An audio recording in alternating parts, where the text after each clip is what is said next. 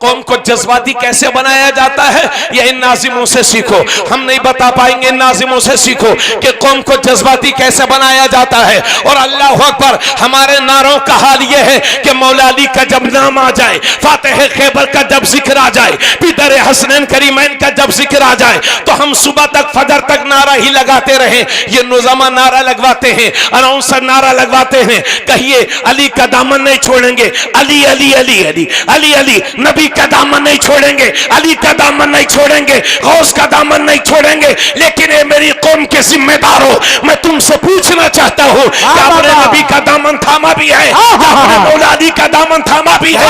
मौला अली के दामन के थामने का ये मतलब नहीं है कि उनका नाम लेकर नारा लगाते रहो। उनके दामन थामने का मतलब ये है कि उनकी तालीम पर अमल करो।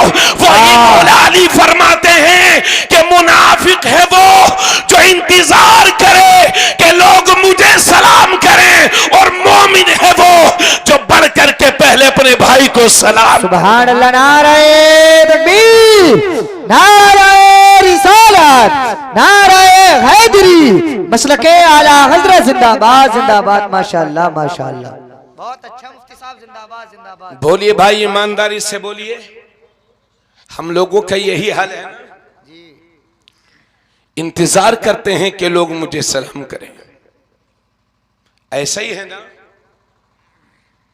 और लोग कहते हैं, अपने बच्चों को सिखाते हैं, बेटा बहेड़ी में किसी को सलाम मत करना, किसी के बाप का नहीं खाया है तूने, तुझे मैं पाल रहा हूं। अल्लाह, यह है हमारी तालीम, सच्ची बात है। यानी जो सलाम मुसलमानों में आपस में मोहब्बतों का जरिया था जी, आज हमने उसे अपने घमंड के लिए इस्तेमाल किया है। बेशक, क्या मेरे नबी की रूह को तकलीफ ना होती होगी? अल्लाह, रसूल ने जो पैगाम हमें दिया था कि हम अपने नबी की शरीयत की रोश पर अमल कर रहे हैं, क्या नबी के फरमान पर अमल कर रहे हैं?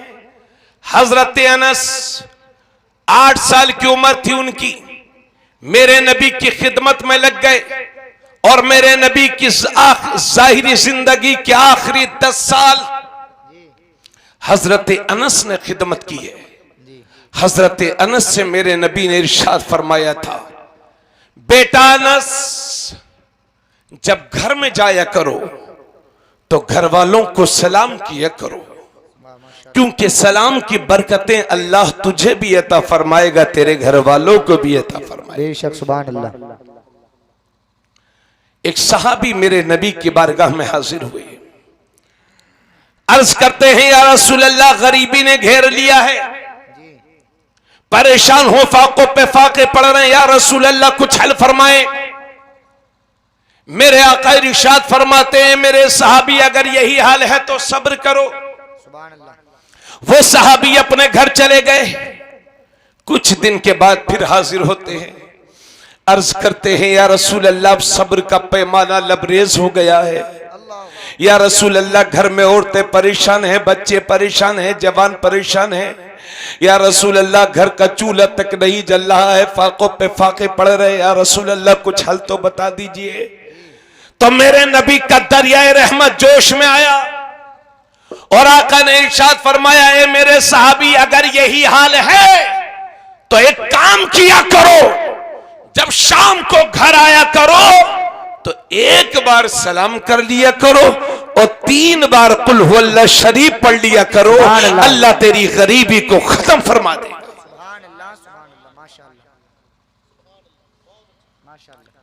मगर हमारा अजीब आलम है, हमने अपनी तबीयत पर चलना शुरू किया है, शरीयत पर नहीं। हम पूरे बहेड़ी, भोजपुर, डिलारी, ठाकुरद्वारा, मुरादाबाद, पीपलसाना, सब जगह सलाम, अस्सलाम वालेकुम, कारी फुरकान साहब अस्सलाम वालेकुम, मुफ्ती साहब अस्सलाम वालेकुम, खलीली साहब अस्सलाम वालेकुम, हाजी साहब, प्रधान जी, मिंबर साहब अस्सलाम वालेकुम। लेकिन जब घर में आएंगे तो सलाम नहीं करेंगे, जबकि अल्लाह के नबी ने इरशाद फरमाया, एक मोमिन के दूसरे मुसलमान पर 6 हक हैं। अब मैं आपसे पूछना चाहता हूं, मैं चाहे जितनी भी अच्छी तकरीर करूं, चाहे 2 घंटा करूं, चाहे 5 घंटा, अगर तकरीर के शुरू या आखिर में कहीं भी सलाम न करूं तो आप सुबह को ये जरूर कहेंगे कि हाँ मौलाना साहब की तकरीर तो ठीक ही थी, लेकिन लगता है कि घमंडी हैं, मुतकब्बिर हैं, न शुरू में न आखिर में सलाम ही नहीं किया। ऐसा कहेंगे ना? इसका यह मतलब है कि सलाम ना करने वाला घमंडी होता है और अल्लाह को घमंडी पसंद नहीं है। बेशक। इसलिए मेरे नबी फरमाते सलाम करो, चूंकि सलाम घमंड को तोड़ता है। सुभान अल्लाह। जरा मोहब्बत से बोलो सुभान अल्लाह। अब मैं पूछना चाहता हूं आप सबसे कि जब हम सबको सलाम करते हैं, आसपास के लोगों को सलाम करते हैं, बस्ती वालों को सलाम, उलमा को सलाम, कुर्रा को सलाम, हुफ्फाज को सलाम, हुज्जाज को सलाम, लेकिन अपने घर में नहीं आते, अपने घर में आते हैं तो अपने घर वालों को सलाम क्यों नहीं करते? हम अपनी बीवी को सलाम क्यों नहीं करते? अल्लामा सैयद नईमुद्दीन मुरादाबादी लिखते हैं अपनी तफसीर में कि हिंदुस्तान में यह बहुत बुरी रस्म है कि हिंदुस्तान के मुसलमान अपनी बीवियों को सलाम नहीं करते। मैं कहां से आया हूं, आप कहां के हैं, लेकिन अगर मैं आपको सलाम न करूं तो आप अपनी तौहीन समझेंगे। तो मेरा यह हक है कि आपको सलाम करूं, आपका यह हक है कि आप मेरे सलाम का जवाब दें। बेशक बेशक बेशक। तो वो हमारी बीवियां जो हमारे दिल के सबसे ज्यादा करीब हैं, हम उन्हें सलाम क्यों नहीं करते? बात है, जिंदाबाद जिंदाबाद माशाअल्लाह। एक मौलाना तारिफ फुरकान साहब, एक मौलाना साहब मुझे मिले, जी। कहने लगे, तकरीर एक दिन सुन रहे थे मोबाइल में मेरी, तो कहने लगे यार आप सलाम की बात करते हैं, मैं तो अपनी बीवी को साल में 3 बार मारता हूं। अल्लाहु अकबर अल्लाहु अकबर। मैंने कहा भाई ये कुछ खुशी में, बोले अगर मारेंगे नहीं तो उस पर रौब कैसे जमेगा? हाँ, रौब कैसे जमेगा? मैंने कहा भाई तब तो आपको भारत रत्न मिलना चाहिए। अरे बीवियों को मारने वाला मर्द नहीं है, बेशक बेशक, बल्कि ना मारने वाला मर्द है। हक हक, जिंदाबाद जिंदाबाद। एक सहाबी अर्ज करते हैं या रसूल अल्लाह हमारी बीवियों का हम पर क्या हक है? तो नबी ने इरशाद फरमाया मेरे सहाबी तुम्हारी बीवियों का हक तुम पर यह है कि जो तुम खाओ वो उसी को उसको खिलाओ, और जैसा तुम पहनो उसे पहनाओ, और अगर शरई जरूरत के पेश नजर बीवी को मारना पड़ जाए तो मेरे नबी फरमाते उस बिचारी के मुंह पे न मारो, उसे गाली न दो, उसे बुरा भला न कहो। और मेरे नबी ने तो एक जगह इरशाद फरमाया तुम में से सबसे बेहतरीन इंसान वो है जो अपनी बीवी के लिए सबसे ज्यादा नरम दिल हो। जब हम बाहर वालों की 70 गलतियां माफ करते हैं तो घरवाली की हम 4 गलतियां क्यों नहीं माफ करते? बहुत अच्छे माशाअल्लाह। तो आज हम बीवियों को सलाम नहीं करते, जबकि मेरे नबी ने फरमाया जब घर में जाओ तो सलाम करो, लेकिन हम सलाम नहीं करते। तो अगर हम बीवी को सलाम करते तो लोग समझते हैं बीवी को सलाम वो करता है जो बीवी के दबाव में दबा रहता है। यह आपकी और हमारी सोच है, लेकिन हदीस शरीफ में मैंने पढ़ा है, अपने उलमा से सुना है, इस्लाम से साबित है कि जब मेरे नबी अपने घर में दाखिल होते थे तो अपनी बीवियों को सलाम किया करते थे। पता चला बीवियों को सलाम करने वाला बीवी का गुलाम नहीं होता, मेरे नबी का गुलाम होता। सुभान अल्लाह। नारे तकबीर, नारे रिसालत, मसलके आला हजरत, फैजाने आला हजरत हजरत अल्लामा मुफ्ती तबरेज आलम साहिब किबला जिंदाबाद जिंदाबाद माशाअल्लाह। तो आप मुझे बताइए बहेड़ी वालों, क्या हम लोग ऐसे ही जीते रहेंगे या फिर जिंदगी में कुछ तब्दीली भी आएगी? इंशाअल्लाह। आज से 20 साल पहले बहेड़ी और थी, आज और है। शायद कच्चे मकान कहीं बगौर देखने से मिले। अल्लाह ने आपको जब इतनी तरक्की दी है तो दीन के मामले में आप इतने क्यों पिछड़े जा रहे हो? अपने मिजाज में तब्दीली लाओ और अपनी तबीयत को शरीयत के मुताबिक जारी रखो, काम वही करो जो शरीयत को पसंद हो। हजरात अब जरा गौर फरमाएं और तवज्जो फरमाएं। अर्ज यह है कि हमें चाहिए कि एक दूसरे को सलाम किया करें। और लगे हाथ तो एक बात और बयान कर दूं। हजरत अब्दुल्ला बिन सलाम कहते हैं कि जब नबी करीम सल्लल्लाहु अलैहि वसल्लम मदीना शरीफ तशरीफ लाए तो मैंने नबी की जबान से जो सबसे पहली बात सुनी वो ये थी, तवज्जो चाहूंगा। आका फरमाते हैं, जब आका हजरत अब्दुल्ला बिन सलाम कहते हैं कि जब नबी मदीना शरीफ तशरीफ लाए तो मैंने नबी की जबान से जो पहली बात सुनी मदीने में वो ये थी, आका ने फरमाया था, या अय्युहन्नास अफशुस सलाम व अतइमुत ताम व सल्लू वन्नासु नियाम तदखुलूनल जन्नत बिसलाम। सुभान अल्लाह। नबी करीम, ए बेटा बच्चों तवज्जो सुन लीजिए, नबी ने इरशाद फरमाया, जब नबी मदीना शरीफ में आए तो हजरत अब्दुल्ला बिन सलाम कहते हैं कि नबी की जबान से जो पहली बात मैंने सुनी वो ये थी, आका ने इरशाद फरमाया, अफशुस सलाम, सलाम को फैलाओ, व अतइमुत ताम, और खाना खिलाओ, और जब रातों को लोग सो जाएं तो रातों में उठ उठ करके अल्लाह की इबादत करो। तदखुलूनल जन्नत बिसलाम, ताकि तुम सलामती के साथ जन्नत में दाखिल हो जाओ। अल्हम्दुलिल्लाह, खाना खिलाने के मामले में सुन्नी बहुत आ गए। 11वीं शरीफ का पूरा महीना दावत खिलाते रहते हैं, खाते रहते हैं। ज़हे नसीब, आपकी किस्मत अच्छी है, आप अपने नबी के फरमान पर अमल कर रहे हैं। लेकिन हजरात, हमारा आलम यह है कि ना हम सलाम करने के लिए तैयार हैं, ना एक मुसलमान दूसरे मुसलमान से मोहब्बत करने के लिए तैयार जी। आलम यह है, अभी मौलाना साहब हमारे कौन तकरीर फरमा रहे थे आपसे पहले, मुफ्ती दिलशाद साहब, हाँ मुफ्ती दिलशाद मंजरी साहब बड़ा अच्छा बयान कर रहे थे। क्या रिश्तों को तोड़ो मत, रिश्तों को जोड़ो। हजरात, हमारी अखलाकी पस्ती का यह हाल है कि कोई घर ऐसा नहीं है कि जिसमें भाई भाई में लड़ाई ना हो, कोई खानदान ऐसा ना हो जो आपस में ही टूटा हुआ ना हो।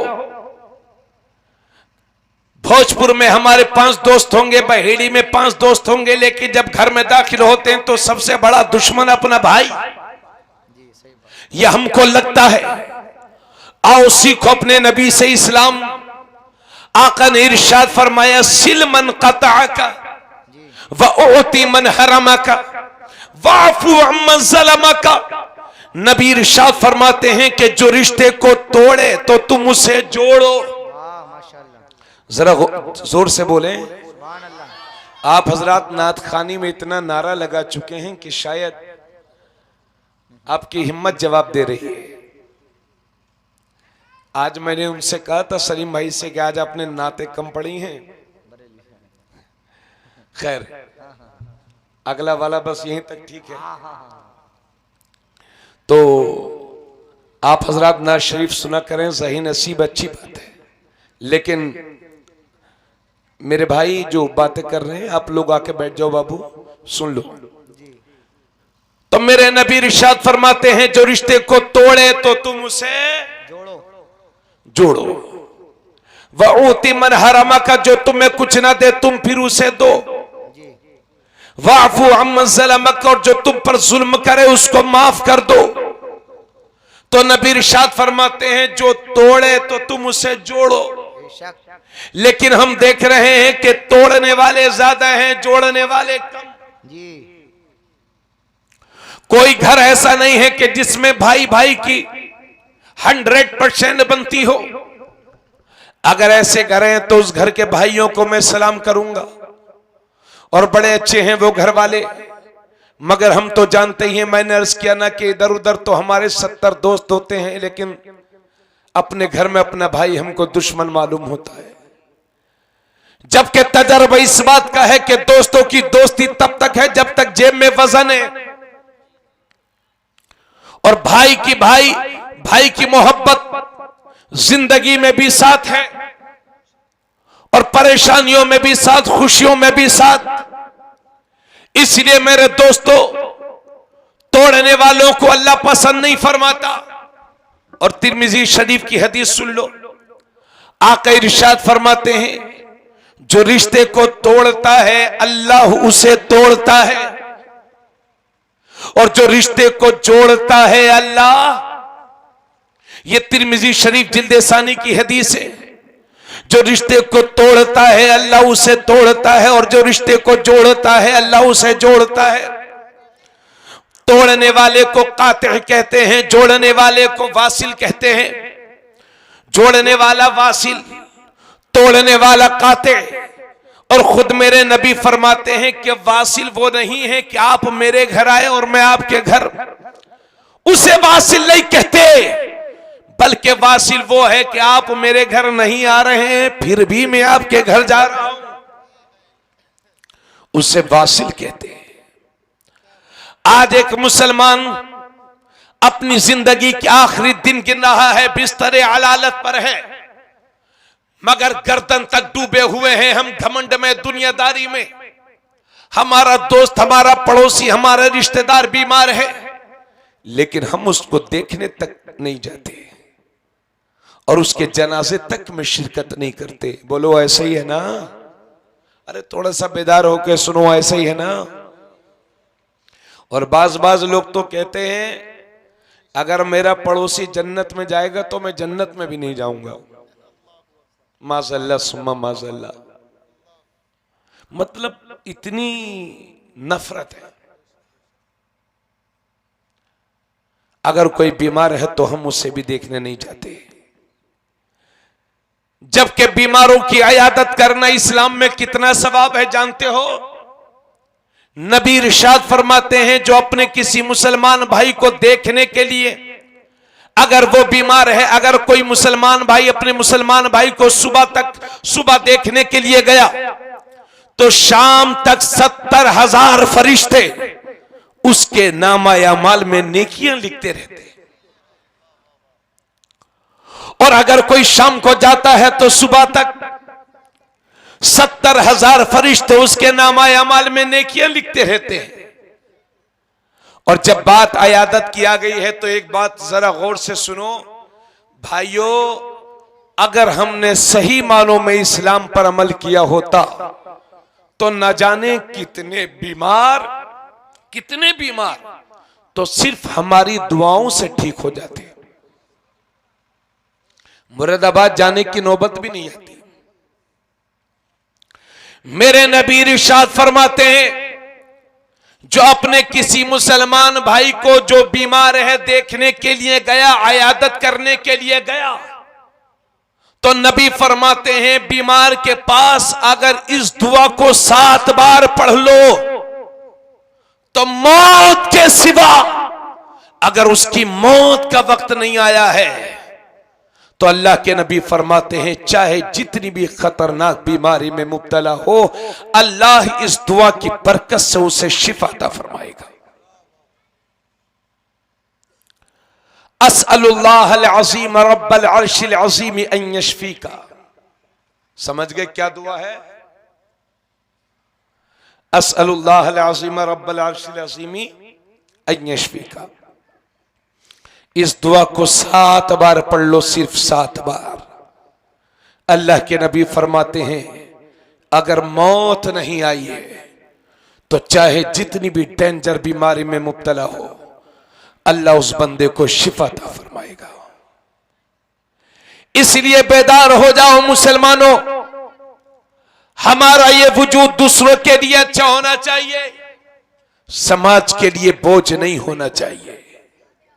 और बाज लोग तो अब तो हजरत बैठे रहो, आप लोग बैठे रहो, मैं समझता हूं असल में हाँ नहीं बैठे हैं आप लोग, मोहब्बत है आपकी, और लोग होते और भी बैठते। देर हो गई है लेकिन कोई ऐसी देर नहीं हुई है, शैतान आपको भी ले जाना चाह रहा होगा, लेकिन आपको ठोकर मारना है। हो सकता है कोई बात दिल पर असर कर जाए, मैं सुना सकता हूं, असर पैदा करना मेरे रब का काम है।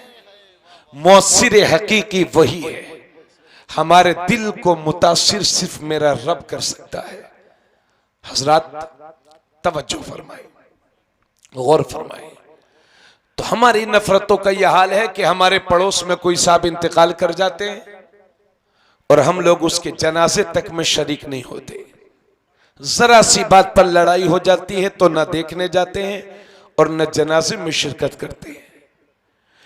जबकि मेरे नबी इरशाद फरमाते हैं, एक मुसलमान जो हुसूल सवाब की नियत से ईमान का तकाजा समझकर अगर दूसरे मुसलमान के जनाजे में शरीक हुआ तो नबी इरशाद फरमाते हैं कि जनाजे में गया और नमाज़े जनाजा पढ़ी और उसके बाद उसको मिट्टी भी दी।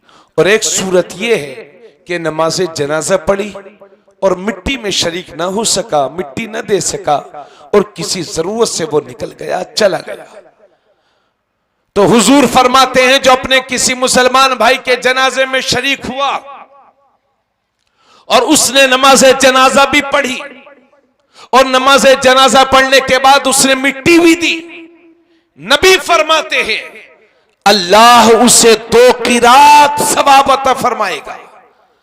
और जिसने सिर्फ जनाजे में शिरकत की, मिट्टी न दे सका, अल्लाह के नबी फरमाते हैं अल्लाह उसे 1 क़िरात का सवाब अता फरमाएगा। और 1 क़िरात सवाब नबी फरमाते हैं उहुद पहाड़ के बराबर होता है। यह है एक मुसलमान के जनाजे में शिरकत करने का सवाब। और लगे हाथ तो एक बात बड़ी अच्छी है, यह भी अर्ज कर दूं। आज हम लोग देखते हैं अगर कोई बीमार होता है तो उसकी दवा तो आती है 20,000 की और मेहमानों का खर्च होता है 60,000। इसके लिए भी आपके नबी ने आपको कुछ बताया है। नबी फरमाते हैं अफजलुल इयादत सुरअतुल क़ियाम, बेहतरीन इयादत यह है कि खैरियत पूछने के बाद जल्दी वहां से रुखसत हो जाओ। क्योंकि कभी कभी ऐसा होता है कि घर का जो मेन आदमी होता है वही बीमार होता है, घर में कोई कमाने वाला भी नहीं होता, कर्ज लेकर के वो खातिर तवाज़ु करता है। समझ गए? मतलब यह है 20,000 की दवाई और 60,000 खर्चा मेहमानों का। यह आपको और हमको ज़ेब नहीं देता। आपके नबी और हमारे नबी ये फरमाते हैं बेहतरीन इयादत यह है किसी मरीज को देखने जाओ तो देखो और फौरन वहां से रुखसत हो जाओ। फौरन से मुराद यह है कि उसको बोझ ना लगे, उसको भारी ना गुजरे, है ना। कभी कभी ऐसा होता है कि घर में और भी लोग हैं, अल्लाह का दिया सब कुछ है, तो वहां खाने में कोई हर्ज नहीं है, लेकिन कोशिश करें आप कि आप कंडीशन मुझसे ज्यादा आप समझते हैं, हालात आप समझते हैं, इसलिए किसी बीमार के कंधों पर बोझ न डाला करो और खैरियत पूछ करके अपने घरों को रुखसत हो जाओ। बल्कि हम लोग शादी के मौके पर तो न्योता करते हैं, बल्कि इसको तो बीमारी के मौके पर करना चाहिए और न्योता नहीं करना चाहिए, बल्कि तोहफतन अपने भाई की मदद करना चाहिए। हम दिखाने के लिए अभी कोई चंदा मांगे जलसे में तो दिखाने के लिए 500 रुपया तो दे देंगे, मगर किसी गरीब को छुपा करके 200 रुपये उसके इलाज के लिए देने के लिए हम तैयार नहीं है।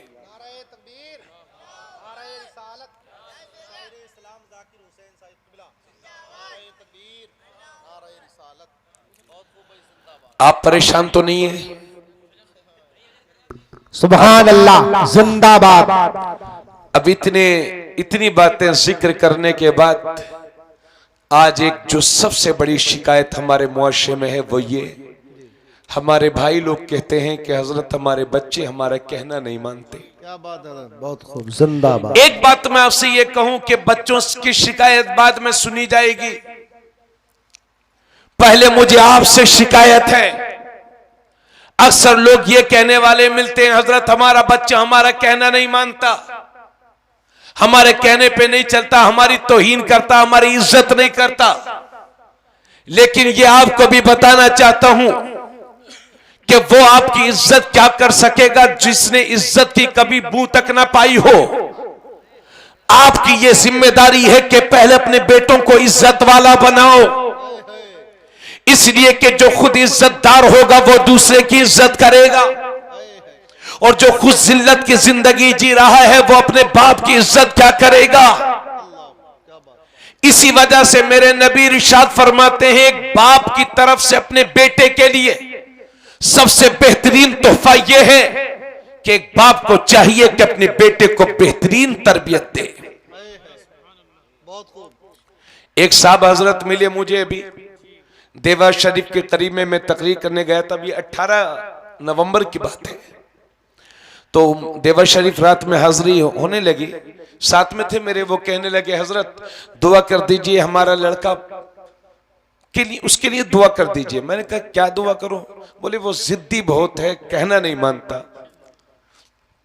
मैंने कहा उसके लिए दुआ के लिए आप इतने बेचैन? बोले हाँ हजरत दुआ कर दीजिए। मैंने कहा कितनी उम्र है?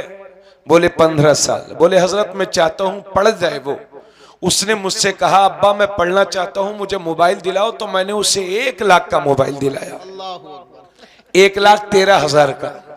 अगर मैं झूठ बोल रहा हूं तो अल्लाह मुझे माफ करे, बाकी झूठ नहीं है, सच है। और उसके बाद हजरत मैंने उससे मोटरसाइकिल भी दिलवाई। मैंने कहा उम्र 15 साल और 1,13,000 का मोबाइल। मैंने कहा तब पढ़, दिल ही दिल में सोचा तब आपका बेटा डीएम ही बनेगा किसी दिन। पढ़ गया। हमने अपने बच्चों को लफंगा बनाया है खुद, कोई कंट्रोल नहीं है हमारा। महंगी महंगी मोटरसाइकिल दिला करके हमने अपने बच्चों को घूमने पर मजबूर किया है। याद रखिए अगर यही हालत रही हिंदुस्तान में मुसलमानों की तो आने वाला वक्त आपके लिए और भी डेंजर है, खतरनाक है। इन हालात से अगर बाहर निकलना चाहते हो तो प्लीज होश के नाखून लीजिए। सच्चर कमेटी की रिपोर्ट यह बताती है कि 2.5% से भी कम पढ़े लिखे हैं मुसलमानों में। 3 से 4% मुसलमानों में पढ़े लिखे। समझ जाइए कि जिस कौम में 97-96% लोग बेपढ़े लिखे हो उस कौम का हश्र क्या होगा। हालांकि हम उस नबी के मानने वाले हैं कि जिन पर पहली वही उतरी तो अल्लाह ने फरमाया इक़रा बिस्मि रब्बिकल्लज़ी खलक़ खलक़ल इंसान मिन अलक़ इक़रा व रब्बुकल अकरम अल्लज़ी अल्लम बिल कलम। नबी पर जब पहली वही उतरी है तो उसमें पढ़ने का जिक्र है और कलम का जिक्र है। सुभान अल्लाह। थोड़ा सा बोल दीजिए ताकि मुझे लगे मैं नारे तकबीर, नारे रिसालत, फैजाने आला हजरत, फैजाने गौसियत, सरजमीने बहेड़ी ब्रह्मनाम, नारे तकबीर, नारे रिसालत। तो हम तालीम के मामले में इतने पिछड़े हुए हैं, जबकि हम उस नबी के मानने वाले हैं कि जिन्होंने मक्का शरीफ में ऐलान नबुव्वत किया था तो सिर्फ 17 लोगों को लिखना आता था, सिर्फ 17 लोगों को। और वही मेरा पैगंबर 23 साल तबलीग करके जब ज़ाहिरी दुनिया से रुखसत होता है तो 1.25 लाख साहबाए किराम के हाथ कलम से सजे हुए थे। वाह जिंदाबाद। जिन्हें लिखना भी आता था, जिन्हें पढ़ना भी आता था। जंग बदर के मौके पर 70 मुश्रिकीन का कत्ल हुआ, 70 काफिर गिरफ्तार किए गए, 70 मुश्रिक गिरफ्तार किए गए और 70 मुश्रिकीन का कत्ल हुआ। हजरात गिरामी आका ने इरशाद फरमाया, आका ने इरशाद फरमाया जो मुश्रिकीन गिरफ्तार किए गए थे, आका ने इरशाद फरमाया हजरत उमर से, उमर इनकी क्या सजा होनी चाहिए? तो हजरत उमर, उनके तेवर तो आप जानते ही हैं, कहने लगे या रसूल अल्लाह इन्होंने आपको इतनी तकलीफें दी हैं, इतनी तकलीफें दी हैं कि बर्दाश्त से बाहर हैं। या रसूल अल्लाह इनका सर कलम कर दिया जाए, इनको कत्ल कर दिया जाए। लेकिन मेरे आका को ये बात पसंद नहीं आई तो हजरत अबू बकर सिद्दीक से कहा, अबू बकर तुम्हारा क्या ख्याल है, इन लोगों को क्या सजा दी जाए? तो हजरत अबू बकर कहते हैं, या रसूल अल्लाह, ले दे करके ये अपने ही रिश्तेदार हैं, हो सकता है अल्लाह आगे चल के इन्हीं के जरिए से दीन को फरोग अता फरमाए। तो या रसूल अल्लाह, ऐसा किया जाए, इनका कत्ल न किया जाए बल्कि इनसे जुर्माना ले लिया जाए। तो मेरे नबी ने जुर्माना लागू फरमा दिया। तो जो जुर्माना अदा करने के काबिल थे उन्होंने फिदिया अदा कर दिया, और जिनके पास इतना पैसा नहीं था कि फिदिया अदा कर दे, तो अल्लाह के नबी ने फरमाया, इनमें पहचानो कि कौन कौन पढ़े लिखे हैं। इन मुश्रिकीन में देखो कि कौन कौन पढ़े लिखे हैं। जो जो पढ़े लिखे थे, अल्लाह के नबी ने उनकी ड्यूटी ये लगाई कि इनमें का एक काफिर जो पढ़ा लिखा है मुसलमानों के 10 बच्चों को पढ़ा दे और रिहाई का परवाना हासिल करे। ये हमारे पैगंबर है, जिंदाबाद। अल्लाह के नबी इरशाद फरमाते, उतलुबुल इल्म लौ कान बिस्सीन, इल्म हासिल करो अगरचे तुम्हें चाइना का सफर करना पड़े, इल्म हासिल करो। इल्म पर जोर दिया गया है। अभी मुझे राशिद भाई ने बताया था कि हजरत हमारा मदरसा जो खस्ताहाली का शिकार हो गया था, हमारे बहेड़ी के नौजवानों ने अपनी हिम्मत और अपने बुजुर्गों की दुआओं से, अपने माँ बाप की दुआओं से अपने मदरसे के लिए मेहनत की है और हमेशा इसके लिए तैयार रहते हैं। नौजवानों, आपसे यही दरखास्त करूंगा, आपके बहेड़ी का मुसलमान का एक भी बच्चा बगैर कुरान पढ़ा लिखा न रह जाए, यह आपकी जिम्मेदारी है। इस जिम्मेदारी को कबूल कर लीजिए, क्योंकि मेरे नबी फरमाते हैं, खैरुकुम मन तअल्लमल कुरान व अल्लमा, तुम में से सबसे बेहतरीन इंसान वो है जो कुरान को सीखे और दूसरों को सिखाए। तुम में से सबसे बेहतरीन इंसान वो है जो कुरान पढ़े और दूसरों को पढ़ाए। कम से कम हम अपने बेटे को डॉक्टर इंजीनियर नहीं बना सकते, तो कम से कम मदरसे में अपने बच्चों को कुरान पढ़ना तो सिखा ही सकते हैं। आप ही लोगों में कितने लोग वो होंगे, आधे से ज्यादा लोग शायद वो होंगे कि जिन्हें कुरान नहीं पढ़ना आता, और जब कभी कुरान पर कभी हमला होता है तो आप जान की बाजी लगाने के लिए तैयार हैं। आप कहते हैं मौलाना साहब धरना देंगे, हम एहतजाज करेंगे, क्योंकि बात कुरान की है। मैं आपसे पूछना चाहता हूं कि आप और हम कुरान के लिए जान देने के लिए तो तैयार हैं, लेकिन कुरान पढ़ने के लिए तैयार क्यों नहीं है? खुदारा मुसलमानों, होश में आ जाओ, होश में। आने वाला वक्त जिहालत का वक्त नहीं है, आने वाला वक्त इल्म का वक्त है, आने वाला वक्त शिक्षा का वक्त है, आने वाला वक्त जमाने पर वही कौमें हुकूमत करेंगी कि जिनके बच्चों के हाथों में कलम होगा, कलम। इसलिए ये लंबी लंबी बिल्डिंग है, ये 1 करोड़ रुपए की बिल्डिंग, लिख लो मेरी बात को, 100 साल के बाद जमीन पर आ जाएगी।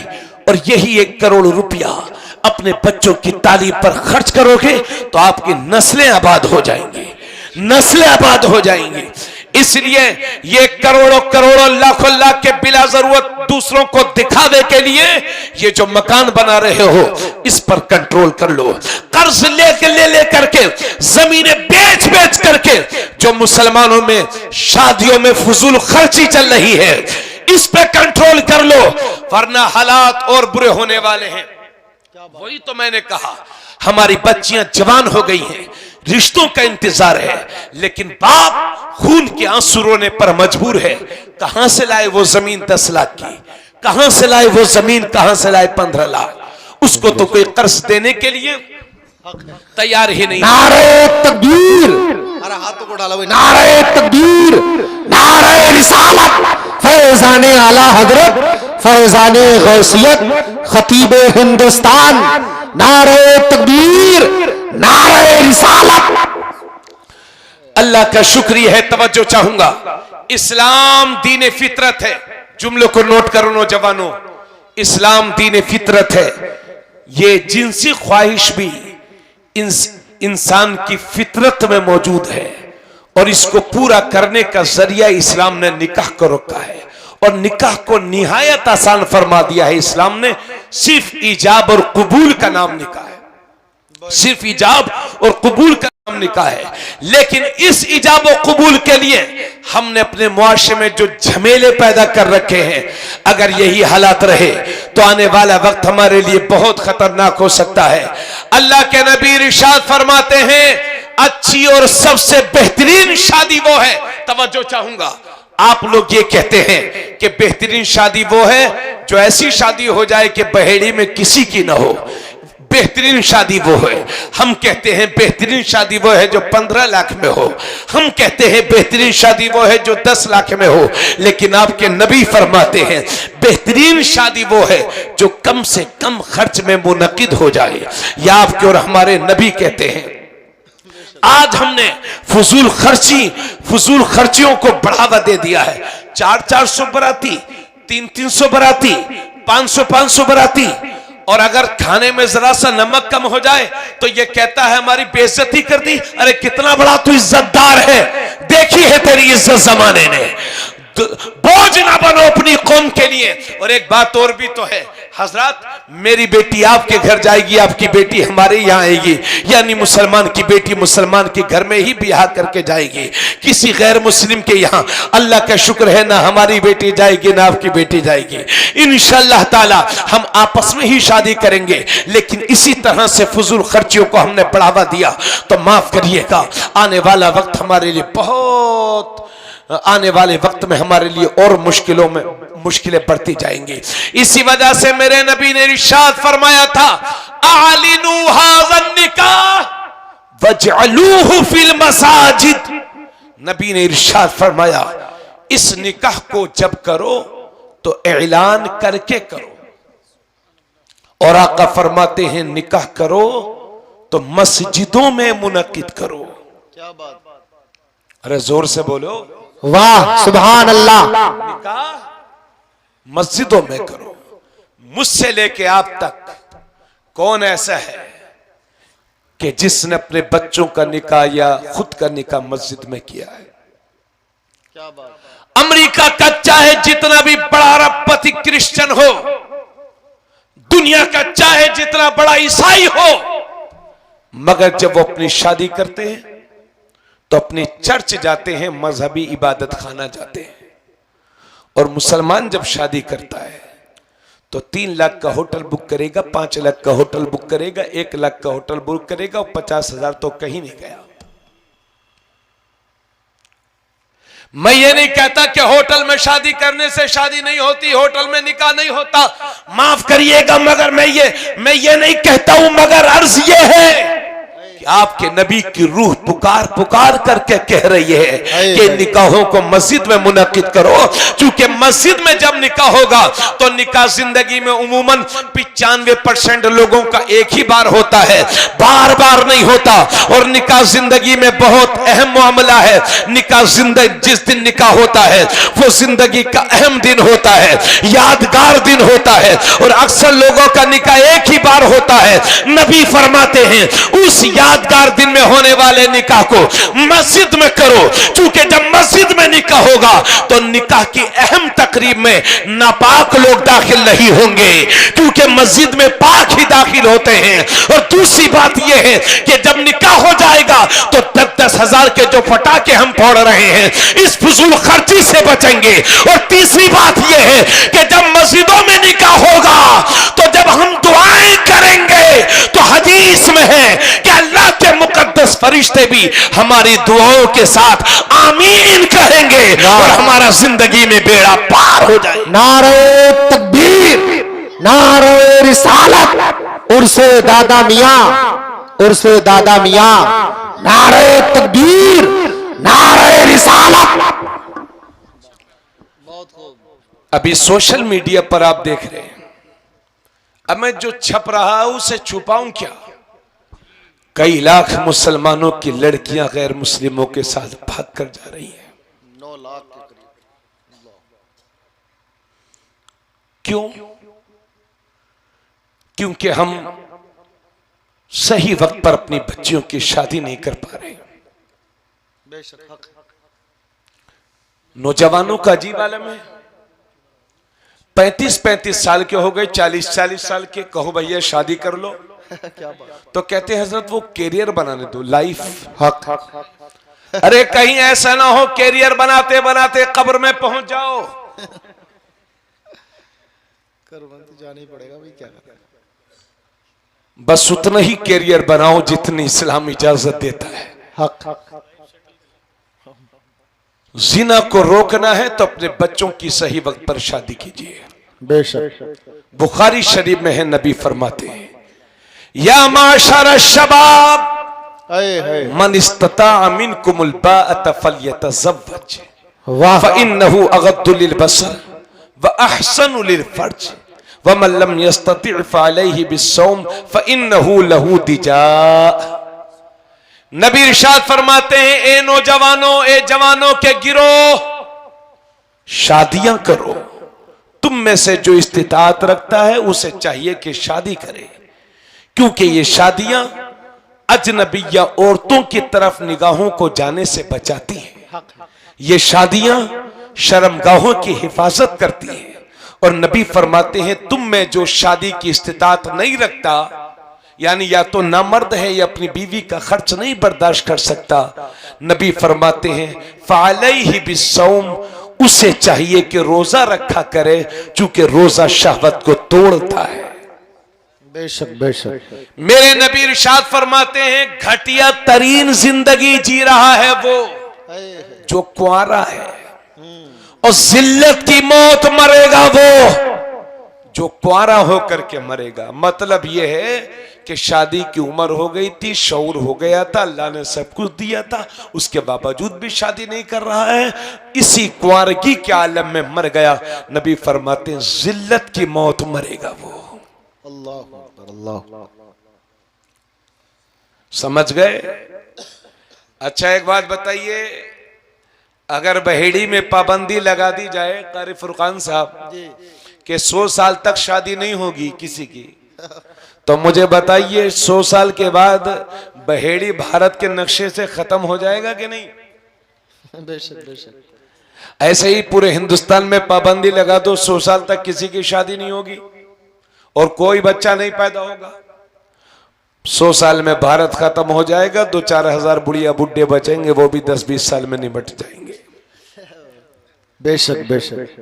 तो सच्चा भारतीय वो है जो शादियां करके बच्चों को पैदा करके भारत की आबादी में योगदान दे रहा है। और जितने ये कुंवारे घूम रहे हैं, ये भारत की धरती के लिए बोझ है। अल्लाह बेशक। अब तो ट्रेंड चला है कि साहब अब कि साहब उसकी शादी नहीं है, वो तो इस पोस्ट पर है, वो तो इस, अरे ये पोस्टों के चक्कर में ना पड़ो। इस्लाम कहता है शादियों को आसान करो। नबी फरमाते हैं सबसे बेहतरीन शादी वो है जो कम से कम खर्च में मुनक़िद हो जाए। हजरात, आज हमारी बच्चियां जवान हो गई मगर शादी नहीं हो पा रही, इतना पैसा कहां से लाए? 4-4 बच्चियां बाप के सामने हैं, रात को रजाई में मुंह छुपा छुपा करके रो रहे हैं, गरीब। कहीं ऐसा ना हो मेरी बेटी की इज्जत का जनाजा निकल जाए, मेरी बेटी की, मेरा खुद की इज्जत का जनाजा निकल जाए। और यह मत समझना कि कोई एक मुसलमान की लड़की किसी गैर मुस्लिम के साथ भागी है तो उसकी भागी है, यह मत समझना। अगर एक भागी है तो पूरी कौम की इज्जत को लेकर के भागी है, पूरी समाज की इज्जत गई है। इसलिए खुदारा इन लंबे लंबे खर्चों पर कंट्रोल करो। आज जमीन है, जमीन बेच के शादियां कर दोगे, वाह। कल जब जमीनें भी खत्म हो जाएंगी और महंगाई आसमान को छू लेगी, तब क्या करोगे? क्या बात है। और 4-4, 5-5 और 7-7 लड़कों वालों, जमीन पर अकड़ के न चलो। कहीं ऐसा ना हो कि एक एक के घर में 7-7 पोतियां भी जन्म ले लें, बेशक। और मुमकिन है ये। इसलिए होश की दवा लो। यकीन जानिए बड़ा मुश्किल लग रहा होगा आपको, कहते मौलाना कहां से आए, कहां की बातें कर रहे हैं, लेकिन ये मैं जमीनी सच्चाई बयान कर रहा हूं। अपने आप में सुधार पैदा करो।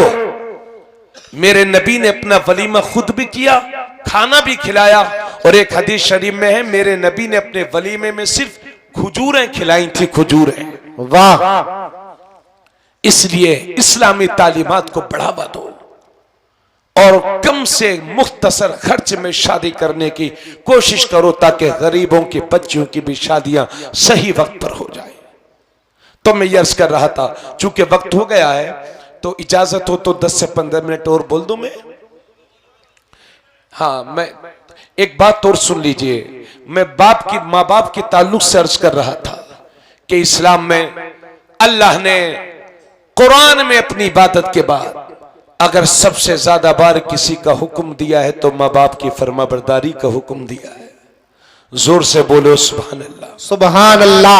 अल्लाह ने अपनी इबादत के बाद अगर किसी चीज का हुक्म दिया है तो माँ बाप की फरमाबरदारी का। हत्ता के अल्लाह के नबी ने एक दिन इरशाद फरमाया, मिंबर पर बैठे हैं मेरे नबी, फरमाते हैं रगीमा अनफु रगीमा अनफु रगीमा अनफु, 3 बार फरमाया। उसकी नाक गुबार आलूद हो जाए, वो जलील हो जाए, वो रुस्वा हो जाए। 3 बार आका ने फरमाया रगीमा अनफु रगीमा अनफु रगीमा अनफु। आका ने 3 बार फरमाया उसकी नाक गुबार आलूद हो जाए, वो जलील हो जाए, वो रुस्वा हो जाए। सहाबा डर गए, घबरा गए, अर्ज करते हैं या रसूल अल्लाह कौन जलील हो जाए? आका ने फरमाया मन अदरका वालिदैहि इंदल किबरी अहदुहुमा औ किलाहुमा सुम्मा लम यदखुलिल जन्नह। आका फरमाते हैं जिसने बुढ़ापे में अपने माँ बाप दोनों को या दोनों में से एक को पाया और उनकी खिदमत करके जन्नती न बन सका, उसकी नाक गुबार आलूद हो जाए, वो जलील हो जाए।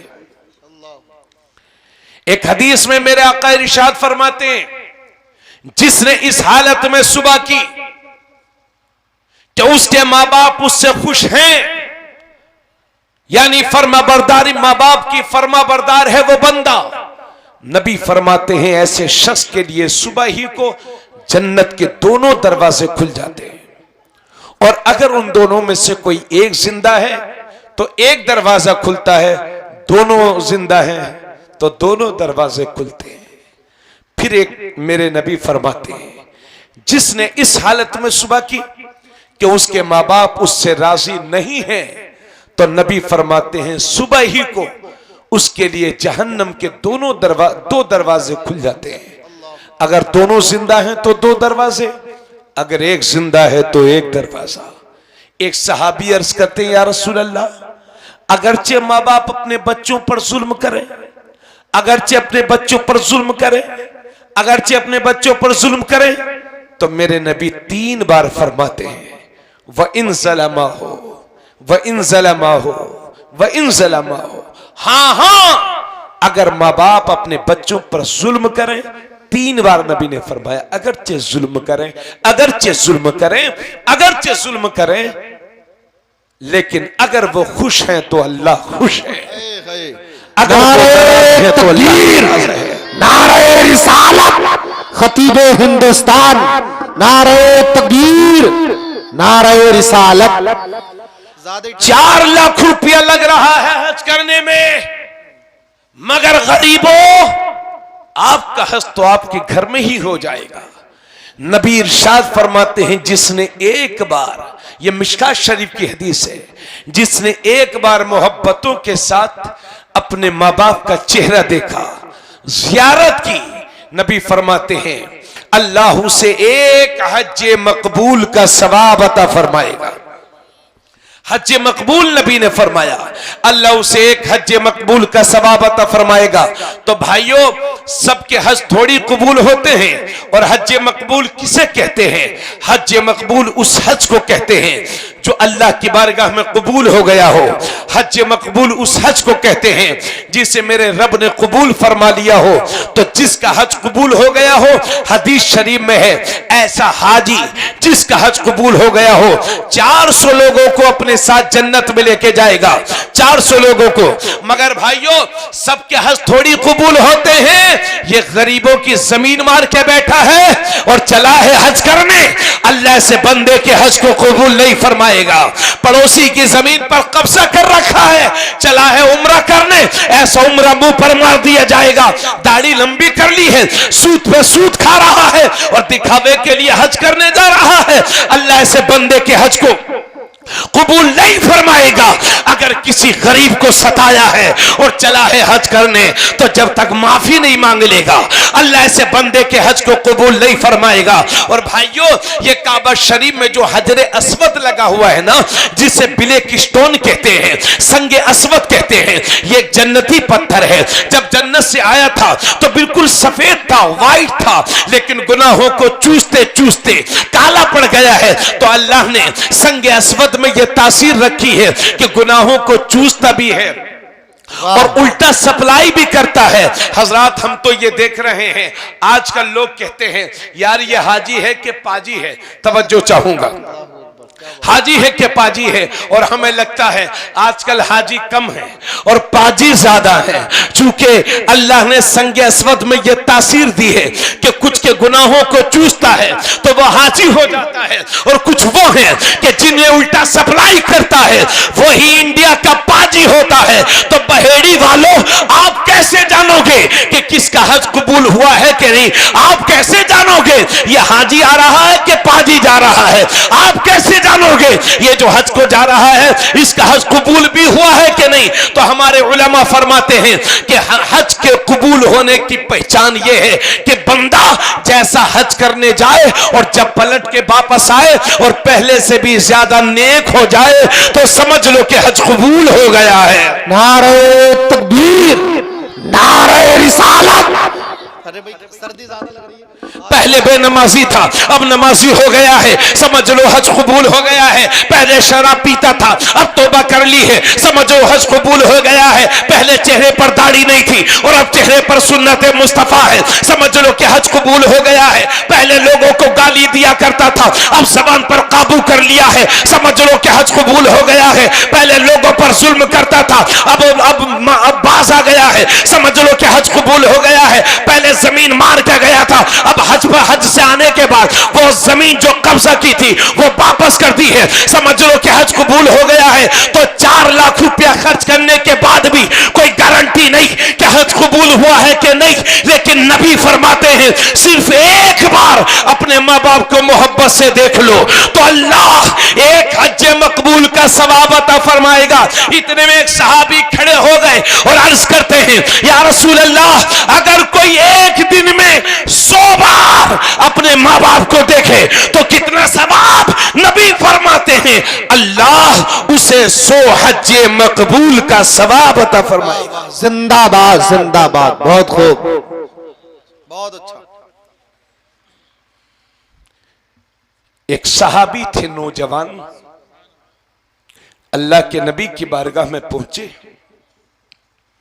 बस मैं खत्म कर रहा हूं, आप थोड़ी देर और समाप्त कर ले। एक सहाबी मेरे नबी की बारगाह में पहुंचे, नौजवान सहाबी थे, नौजवान। अर्ज करते हैं या रसूल अल्लाह, मेरे बाप ये चाहते हैं कि मैं सारा पैसा उनको दे दूं। या रसूल अल्लाह, मैं उनके खर्च भर बराबर देता हूं, उनकी खिदमत करता हूं, लेकिन वो मेरा माल लेना चाहते हैं। और एक सहाबी हाजिर हुए एक मौके पर, अर्ज करते हैं या रसूल अल्लाह, मेरे बाप ने कुछ पैसा कर्ज ले लिया था, वो देते नहीं। आज भी बाज लोग अपने अब्बा को कर्ज देते हैं। हाँ, तो एक सहाबी नौजवान हाजिर हुए, या रसूल अल्लाह, मेरे बाप मेरा सारा पैसा लेना चाहते हैं, मेरे भी बच्चे हैं या रसूल अल्लाह। अल्लाह के नबी ने अपना कासिद भेजा, बुलाओ इसके बाप को। वो बूढ़े सहाबी हुजूर की बारगाह में हाजिर होते हैं, बड़े अच्छे शायर थे। रास्ते में जब घर से चले तो रास्ते में दिल ही दिल में उन्होंने कुछ अशार कह दिए जो बाप और बेटे की मोहब्बत के ताल्लुक से होते हैं।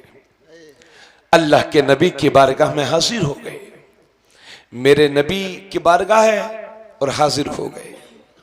इतने में हजरत जिब्राइल आए, अर्ज करते हैं या रसूल अल्लाह, ये जो बूढ़े सहाबी आपकी बारगाह में आए हैं, इन्होंने कुछ अशार भी अपने दिल में कहे हैं। या रसूल अल्लाह, अभी इनके कानों ने भी वो अशार नहीं सुने हैं, या रसूल अल्लाह इनसे वो अशार सुन लीजिए। अब वो साहब मेरे नबी फरमाते, हाँ साहबी सुनाओ। यानी जो नौजवान साहबी थे उनके बाप आए थे, उन्होंने अशार लिखे थे। अल्लाह के नबी ने फरमाया वो अशार सुनाइए जो आप दिल ही दिल में कहते हुए चले आ रहे थे। अब नबी के उस बूढ़े साहबी ने अशार सुनाना शुरू किए और मेरे नबी की आंखों से अश्क जारी हो गए। इधर वो अशार सुना रहे हैं और इधर मेरे नबी की आंखों से आंसू जारी है। तड़प तड़प के सुना रहे हैं वो सहाबी। और उनके अशार का मफहूम ये था, या रसूल अल्लाह, अगर रात में इसे कुछ तकलीफ हो जाती थी तो या रसूल अल्लाह हम अपने सीने पर लेकर के इसको लेटा करते थे। अगर ये पेशाब कर देता था तो घर में कोई दूसरा बिस्तर ना होता तो या रसूल अल्लाह गीले बिस्तर पर इसके पेशाब की जगह पर हम लेटते और अपने सीने पर इसको लिटा करके इसको गर्मी देते थे। या रसूल अल्लाह ये सोचते थे कि जब ये बड़ा हो जाएगा तो हमारी परेशानियों के इजाले का सबब बनेगा, हमारे लिए आराम का जरिया बनेगा। इस तरीके से वो सहाबी सुनाते जा रहे हैं, खुद भी रोते जा रहे हैं और मेरे नबी भी रोते जा रहे हैं। मेरे नबी को रोते रोते जलाल आ गया और मेरे नबी बैठे हुए थे, उठे और उस नौजवान सहाबी का कॉलर पकड़ के फरमाया, अंता वमालू का लिया भी का फज़हब, भाग जा, तू और तेरा माल सब तेरे बाप का है। ये वो है, ये इस्लाम है भाइयों, इस्लाम। देखिए इस्लाम ने आज हमें अपने माँ बाप का एहतराम सिखाया, मगर हम देख रहे हैं आजकल के ये नौजवान बंबई जाते हैं, दिल्ली जाते हैं, पंजाब जाते हैं तो दोस्तों से तो मिलके जाते हैं, लेकिन माँ दरवाजे पे खड़े होकर चिल्लाती रहती है, अरे बेटे अपनी माँ से एक बार हाथ तो रखवा जा। मगर ये माँ की तरफ चेहरा फेरने के लिए भी तैयार नहीं है। दोस्तों की खातिर ये अपने माँ बाप सभी मुलाकात को तर्क कर देता है। मेरे दोस्तों, इस्लाम ने ही अपने माँ बाप का अदब सिखाया है।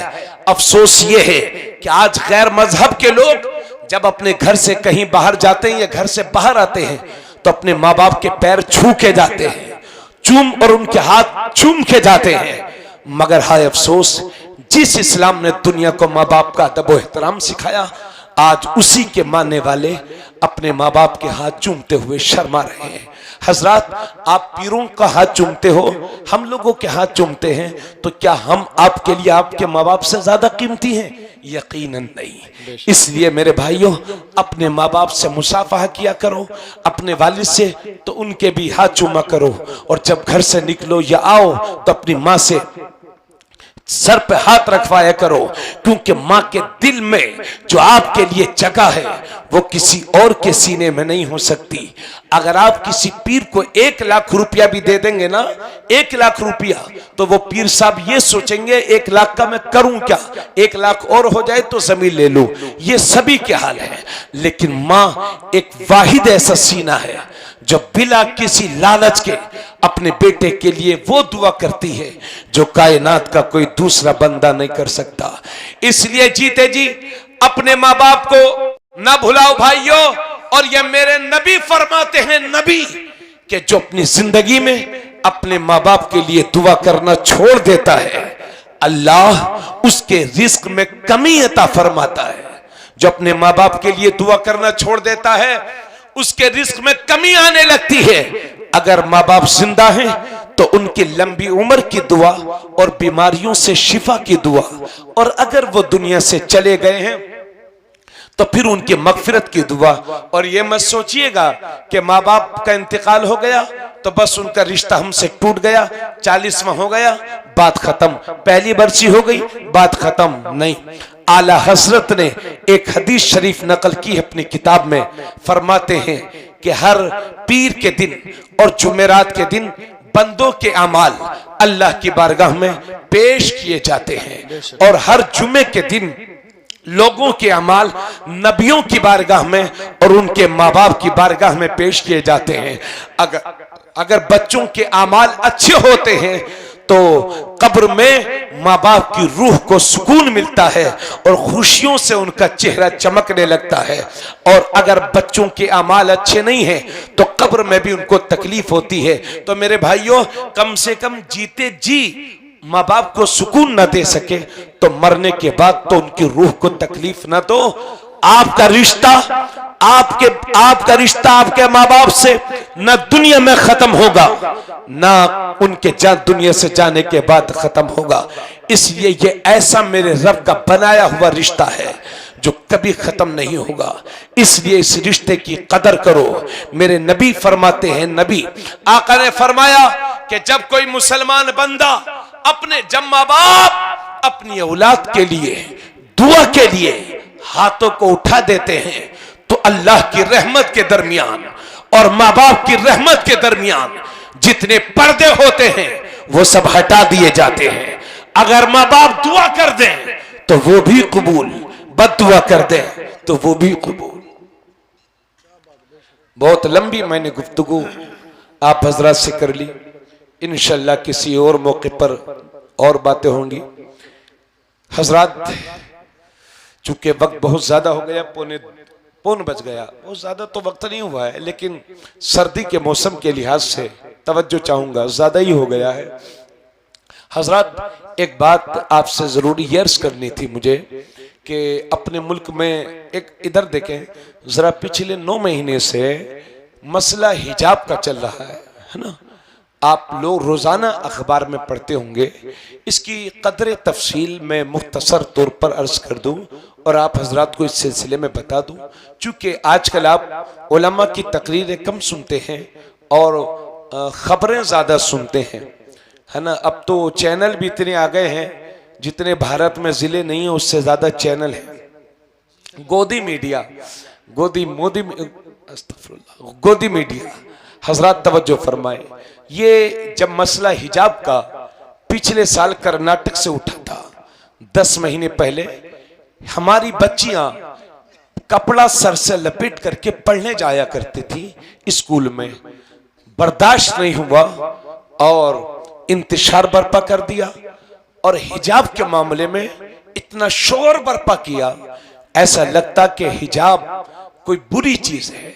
और हमारी मीडिया पूरे आज तक चिल्ला चिल्ला के कह रही है कि हिजाब का इस्लाम में कोई जिक्र नहीं है, बल्कि ये अल्लाह का हुक्म भी नहीं है, बल्कि ये मुसलमानों का आपसी कल्चर है। इस सिलसिले में आपको यह बताना चाहता हूं कि हिजाब, लफ्ज़ हिजाब कुरान में आया है और हिजाब का जिक्र कुरान में एक बार नहीं, तवज्जो सुन लीजिए, एक बार नहीं 7 बार हिजाब का जिक्र कुरान में आया है। अभी मसला सुप्रीम कोर्ट में चल रहा है, हमें सुप्रीम कोर्ट के हतमी फैसले का इंतजार है। उम्मीद है कि इंशाल्लाह हमारी चाहतों के मुताबिक आएगा और अगर हमारी शरीयत के खिलाफ आया तो हमारे दानिश्वर हजरात अपने वकला की टीम तैयार करेंगे और इंशाल्लाह सुप्रीम कोर्ट और पूरी दुनिया के सामने अपनी बात रखेंगे।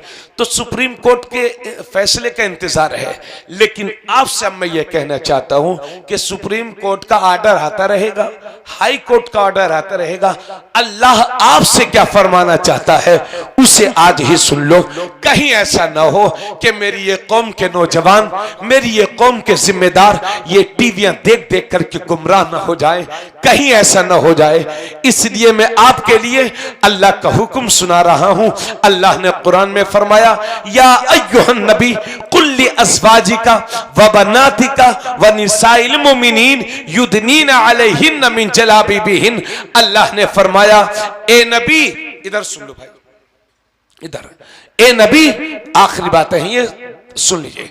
ए नबी कुल्ली अज़वाजिका, अपनी बीवियों से कह दो, व बनातिका, और अपनी बेटियों से कह दो, व निसाइल मोमिनीन, और मुसलमानों की औरतों से कह दो, युदनीना अलैहिन्ना मिन जलाबिबिहिन्ना, कि अगर किसी जरूरत से बाहर निकला करें तो चेहरे पर चादर डाल लिया करें। यह अल्लाह का हुक्म है। याद रहे भाइयों, पूरे कुरान में कहीं बुर्के का लफ्ज नहीं आया है। पूरे हदीस के जखीरे में कहीं बुर्के का जिक्र नहीं आया है, हिजाब का जिक्र आया है। तो ऐसा चूंकि बुर्के से भी पर्दा हो ही जाता है, इसलिए उसे भी हिजाब कहते हैं।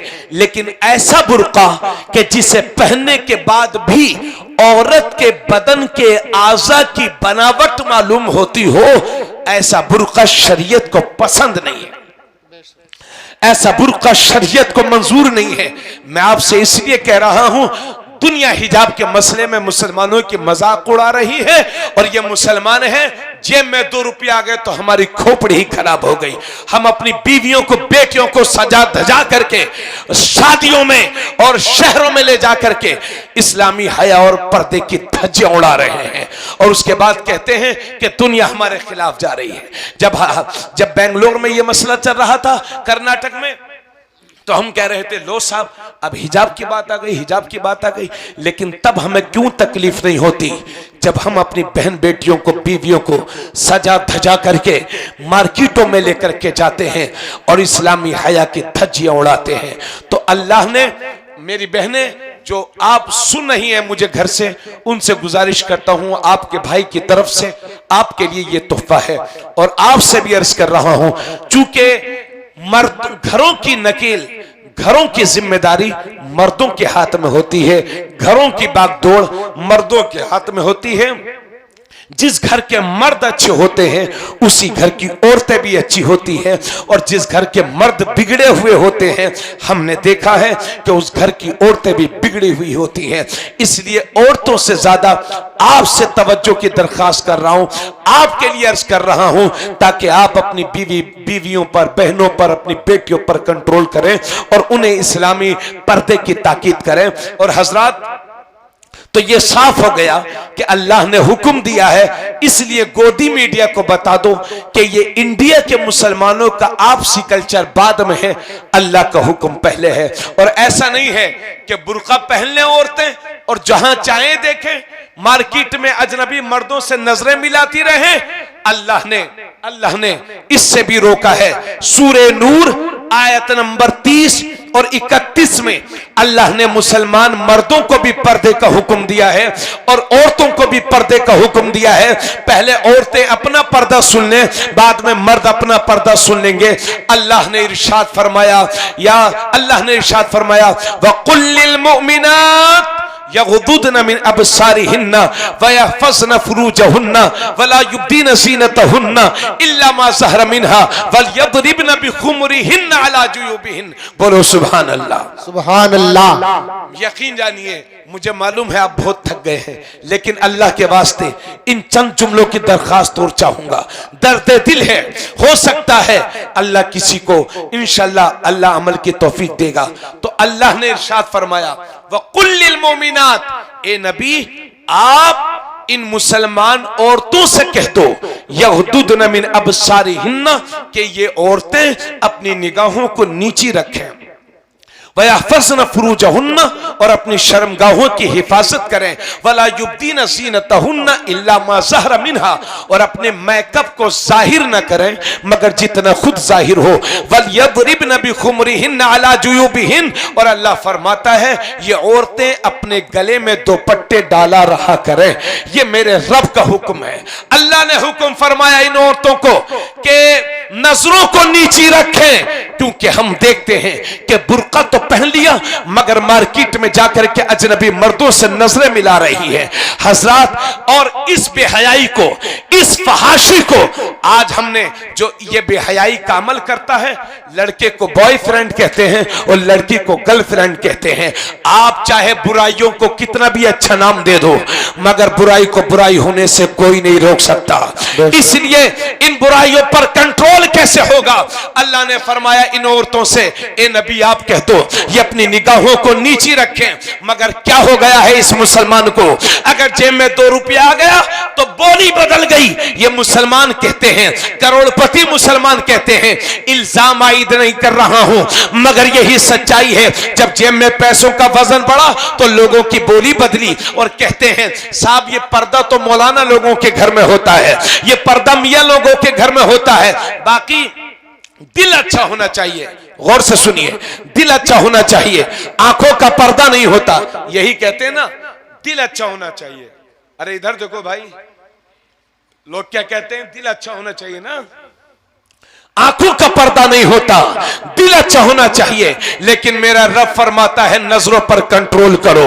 हमने कभी ऐसा देखा ही नहीं कि पहले दिल भटका हो बाद में नजर भटकी हो। हम तो ये देखते हैं पहले नजर भटकती है फिर दिल भटकता है। और सुन लो, पहले नजर भटकती है तो खटक पैदा होती है, और जब खटक पैदा होती है तो शहवत का गलबा होता है, और जब शहवत का गलबा होता है तो इरादे जन्म लेते हैं, और जब इरादे जन्म लेते हैं तो इंसान का यह कदम जिना की तरफ बढ़ता है। यानी जिना की पहली सीढ़ी है बदनिगाही, जिना की पहली सीढ़ी है बदनजरी। इस्लाम ने पहली सीढ़ी पर चढ़ने से ही रोका है, क्योंकि जिना उससे नस्लें खराब होती हैं, जिना से खानदान खराब होते हैं, जिना से नस्लें खराब होती हैं, जिना से नसब खराब होते हैं। अल्लाह के नबी फरमाते हैं हीन यज़नी ज़ानी ला यज़नी वहुवा मोमिन, ज़ानी जिस वक्त जिना करता है वो मोमिन नहीं रह जाता, यानी मोमिन की सिफात से महरूम हो जाता है। एक हदीस में अल्लाह के नबी फरमाते हैं जब ज़ानी जिना करता है तो ईमान उसके सर के ऊपर चला जाता है।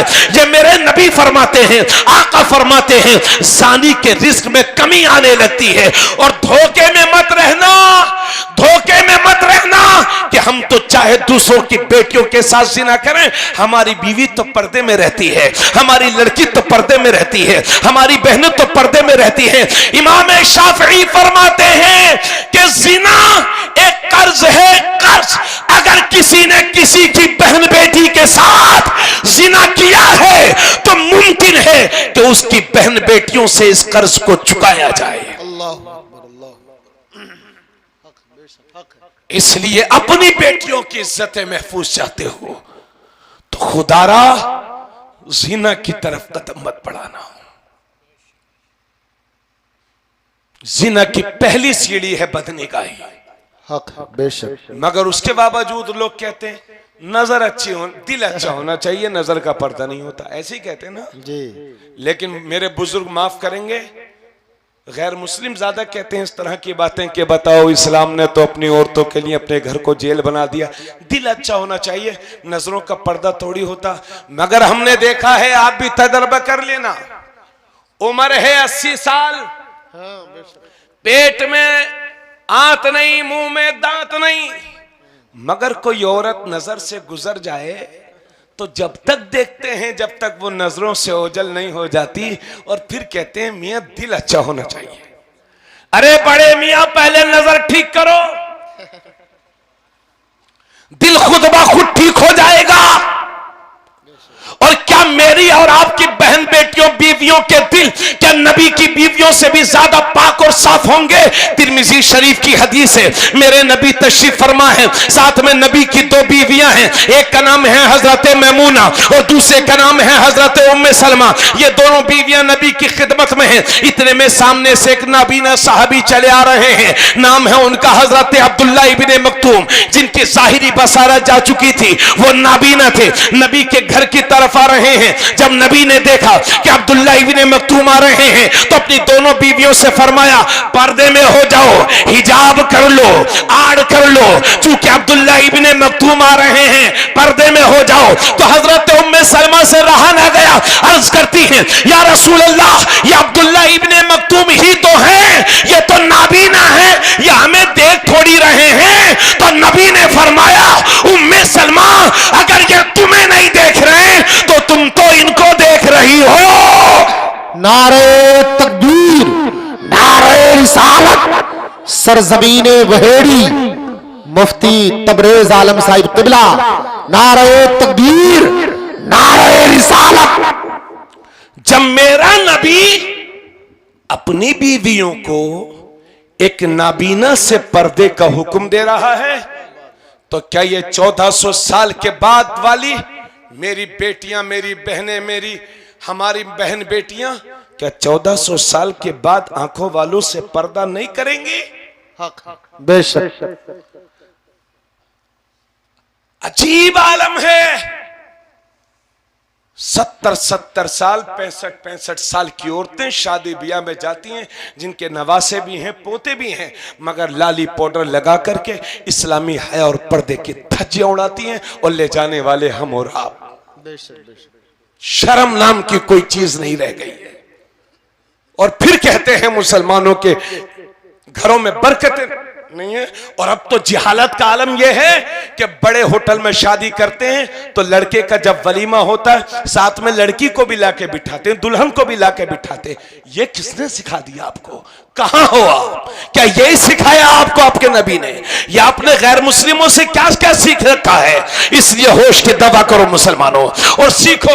नबी की एक सहाबिया है, नबी की एक सहाबिया। आज हमारे घर में किसी का इंतकाल हो जाए तो ये औरतें ऐसा रोती हैं, ऐसा रोती हैं, इन्हें होश नहीं रहता कि मेरा दुपट्टा कहां पड़ा हुआ है, चादर कहां पड़ी हुई है, बाल खुले हुए हैं, सीना खुला हुआ है, बेटी अलग रो रही है, बहन अलग रो रही है, पोती अलग रो रही है, बीवी अलग रो रही है, हाय तौबा मचाई हुई है, पर्दे का कोई ख्याल नहीं। आओ सीखो नबी की सहाबिया से। नाम है उम्मे खल्लाद। उनका जवान बेटा हुजूर के साथ जंग में गया हुआ था, वहीं पर शहीद हो गए। और जब उनकी मां को पता चला उम्मे खल्लाद को कि मेरा बेटा शहीद हो गया है, तो हुजूर की बारगाह में गई तो पूरे पर्दे के साथ, पूरे हिजाब के साथ, पूरे इस्लामी वकार के साथ हुजूर की बारगाह में गई। शिकायत करने नहीं गई थी, अपने बेटे के ताल्लुक से कोई मसला पूछने गई थी। पूरे पर्दे के साथ सहाबा ने देखा तो हैरत की इंतहा ना रही। सहाबा बोल उठे, उम्मे खल्लाद तेरे जवान बेटे की लाश पड़ी हुई है, तेरा जवान बेटा, तेरे जवान बेटे की लाश पड़ी हुई है और तूने इस हालत में भी पर्दा कर रखा है। तो उम्मे खल्लाद के तारीखी जुमले सुनिए। फरमाती हैं, ए मेरे नबी के सहाबा, मैंने बेटा ही तो खोया है, हया थोड़ी खोई है। क्या बात है भाई, जिंदाबाद जिंदाबाद। बहुत खूब बहुत खूब। इज्जत थोड़ी खोई है। आज शिकायत है हमें कि हमें अच्छे बच्चे नहीं मिलते। याद रखिए वक्त बहुत हो गया, इसलिए किसी और के मौके पर, मगर खुदा के वास्ते आज जब बात हिजाब पर है तो अपनी बहन बेटियों को 100%, 90% नहीं, आज से 5 साल पहले, तकरीबन 5-6 साल पहले मैं झांसी के करीब में तकरीर करने के लिए गया था और बेपर्दगी पर मैंने तकरीर की। कुछ दिनों के बाद वहां से फोन आया कि हजरत यहाँ के टेलर ने ही मना कर दिया कि किसी भी औरत के आदि आस्तीन के कपड़े में सिलूंगा ही नहीं। हजरत, बेदारी तब आएगी जब हम लोग आपस में अपने घरों में कंट्रोल करेंगे। पूरे जिला मुरादाबाद का ठेका हम लोगों ने नहीं ले रखा है, मगर कम से कम अपने घर में तो हम सुधार कर ही सकते हैं। और अपनी बहनों से कहूंगा, मेरी बहन अगर 1 लाख मॉडर्न औरतों में खड़ी हुई हो, 1 लाख औरतों में भी अगर जरूरत पड़ जाए तो पूरे पर्दे और हिजाब के साथ रहना, ताकि दुनिया जान ले कि ये लाखों शैतान के रास्ते पर हैं और ये सच्ची कनीज़े फातिमा है। ये उस रास्ते पर है जिधर मेरे नबी चलते थे, जिधर मेरे नबी ने अपनी उम्मत को चलाया था। हजरात, इन माओं का पाकीज़ा होना बहुत जरूरी है। अपनी माँ बहनों से कहूंगा जो घरों से सुन रही हैं कि 100% पर्दे का एहतमाम करें, हिजाब का एहतमाम करें, अजनबी मर्दों से निगाहों, अजनबी मर्दों को देखने से बचें, पाकीज़ा रहें। अल्लाह तुम्हारी नस्लों में वली पैदा फरमा देगा, उलमा पैदा फरमा देगा। माओं का चाहना बहुत जरूरी है, क्योंकि जब माएं नेक होती हैं तभी तो बेटे भी नेक होते हैं। माँ जब नेक होती है तो बेटा भी नेक होता है। क्या आपने नहीं देखा कि माँ जब नमाज पढ़ती है तो छोटा सा बच्चा भी करीब में आकर के नमाज पढ़ने लगता है। इससे यह पता चला मां जब नेक होगी बेटा तभी भी नेक होगा। गौसे आजम 18 पारों के हाफिज कुरान बन के पैदा हुए थे, चूंकि उनकी मां 18 पारों की हाफिजा थी, रोजाना कुरान की तिलावत करती थी और गौसे आजम पेट में रह के उसको सुनते हुए याद करते चले जाते थे। पता चला बच्चों की जिंदगी में माओं का किरदार निहायत अहम है। इसलिए माएं नेक बन जाएं, औरतें नेक बन जाएं, क्योंकि जब मां नेक होती है तो बेटा भी नेक होता है। और क्लियर कर दूं, माँ जब शब जिंदादार होती है तो बेटा बरेली का ताजुश शरिया होता है। माँ जब आबिदा होती है तो बेटा सदुल्ला फासिल अल्लामा नईमुद्दीन मुरादाबादी होता है। माँ जब साहिदा होती है तो बेटा कलियर का मखदूम अलाउद्दीन साबिर पिया होता है। माँ जब पारसा होती है तो बेटा मुफ्ती आजम होता है। माँ जब आबिदा होती है तो बेटा आला हजरत होता है। माँ जब साजिदा होती है तो बेटा किचोचा का मखदूम होता है। माँ जब मुत्तकिया होती है तो बेटा दिल्ली का निजामुद्दीन होता है। माँ जब सैयदा होती है तो बेटा गरीब नवाज होता है। माँ जब उम्मुल खैर होती है तो बेटा गौसे आजम होता है। और माँ जब फातिमा होती है तो बेटा हुसैन होता है। नारे तकबीर, नारे रिसालत, मुफ्ती तबरेज आलम साहिब किबला, नारे तकबीर, नारे